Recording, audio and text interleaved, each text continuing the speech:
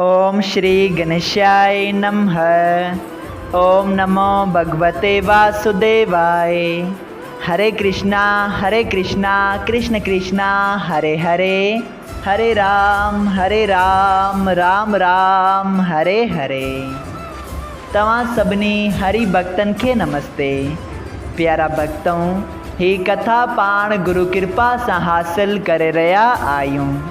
श्री गणपति सरस्वती जो दरे ध्यान करिया थो मां भागवत महापुराण जो बयान, जैमें व्यासदेव ऐं श्री सुखदेव जी कयो आहे श्री कृष्ण लीला जो गुणगान। सबई चओ जय भागवतम महापुराण।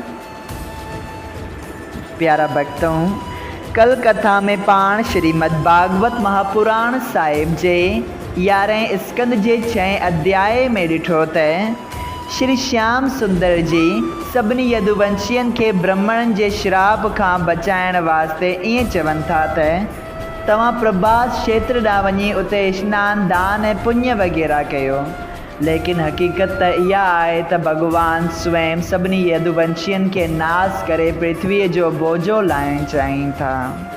ऐं इहा ॻाल्हि उद्धव जी खे ख़बर पई वञे थी ऐं उहो श्री श्याम सुंदर जी वेनती करे थो। सबई चओ जय श्री कृष्णा। प्यारा भक्तों, अॼु पाण श्रीमद् भागवत महापुराण साहिब जे 11 स्कंद जो अध्याय 7 शुरू करे रहा आहियूं, जंहिंजो नालो आहे उद्धव के श्री श्याम सुंदर जो ज्ञान ॾियणु। श्री सुखदेव जी स्वामी चयो त हे राजा परीक्षित, जॾहिं उद्धव जी श्री कृष्ण महाराज सां वञण वास्ते ॾाढी वेनती कई, तॾहिं त्रिभुवनपति उनखे पंहिंजो भक्त ऐं दोस्त ॼाणी चयो, हे उद्धव, सच आहे त यदुवंशी दुर्वासा रखेश्वर जे श्राप सां जली रहिया आहिनि। अॼु खां 7 ॾींहंनि अंदरि सभई यदुवंशी नाश थींदा ऐं द्वारिकापुरी बि समंदर में ॿुॾी वेंदी। ऐं ब्रह्मा ऐं ॿिया देवताऊं मूंखे बि कोठण आया हुआ, तंहिं करे मां बि योग अभ्यास सां पंहिंजो तन त्यागे वेंकट वेंदसि। तंहिं करे तोखे बि वाजिबु आहे त अॻु में ई विरक्त थी मुंहिंजे चइननि में ध्यानु लॻाए। मूं ब्राह्मण जे श्राप खां तोखे बचायो आहे। हे उद्धव, मुंहिंजे वञण खां पोइ धर्म संसार मां हलियो वेंदो।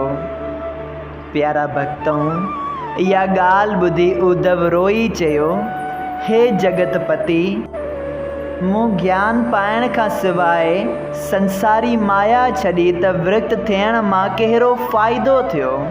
तंहिं करे दयाल थी अहिड़ो ज्ञान उपदेश कयो जो अंत वक़्त ताईं न विसरे।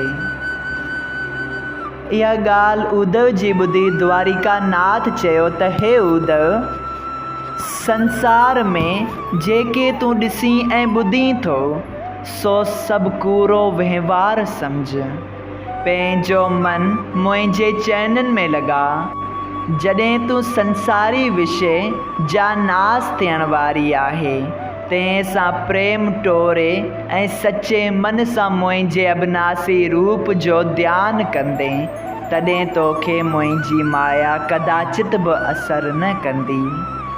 तूं मूंखे 8 ई पहर पाण वटि ॾिसंदे, जीअं पाणी पीअण जी जाइ ते घणा ई माण्हू पाणी पी विछड़ी वञनि था, तीअं माता पिता स्त्री ऐं पुटु थोरनि ॾींहंनि ताईं रही अंत समय प्राणीअ सां 4 क़दम गॾु वञी पोइ विसारे था छॾीनि। पंहिंजे मतिलब लाइ ऐं दुनिया जे ॾेखारण वास्ते 4 ॾींहं रोवनि था। तंहिं करे उन्हनि जो प्रेम सपने वांगुरु कूड़ो सम्झणु घुरिजे। छो त ज्ञान ऐं वैराग ऐं पाप ऐं पुण्य प्राणनि सां हलियो वञे थो, जंहिं मां दुख सुख खेसि मिले थो।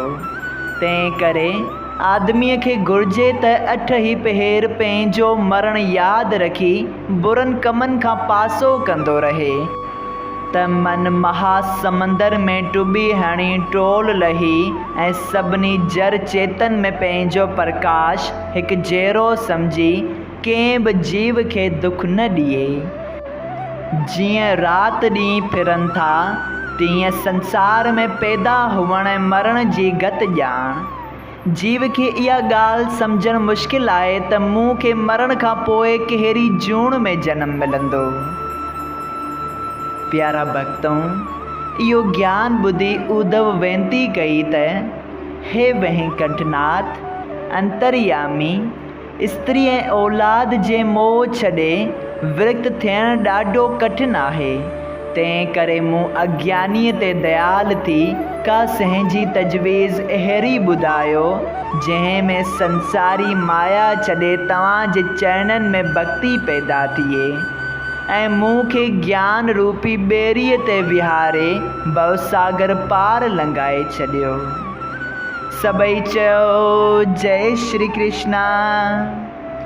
इहो ॿुधी श्री कृष्ण महाराज दीन दयाल चयो त हे उद्धव, जीअं हवा कंहिं शइ सां मिलावट न रखी अलॻि रहे थी, तीअं तूं बि सभु शइ चङी ऐं बुरी हिन बदन खां अलॻि सम्झी संसारी माया खे छॾे ॾे। ॾिस, चंद्रमा जी कला हू रोज़ घटिजे ऐं वधिजे थी, तीअं ही बदन बालपण, जवानी ऐं ॿुढापण भोॻे थो ऐं हमेशा हिकु जहिड़ो नथो रहे। जीअं सूर्य देवता पंहिंजो प्रकाश ज़मीन, पहाड़ ऐं पाणीअ खे हिकु जहिड़ो ॾिए थो ऐं कंहिं सां प्रेम नथो रखे ऐं न को कंहिं सां शत्रु भाव रखे थो, तीअं तूं बि सभिनी जी प्रीत छॾे पंहिंजो मन अलॻि रख। जीअं कबूतर ऐं कबूतराणी पंहिंजनि बचनि जी प्रीत में फासी ख़राब थिया हुआ, तीअं संसारी आदमी बि स्त्री ऐं औलाद जे करे दुख पाइनि था। सभई चयो जय श्री कृष्णा। श्रीमद् भागवत महापुराण साहिब जे 11हें स्कंद जे 7हें अध्याय जो पहिरियों भाग संपूर्ण थियो।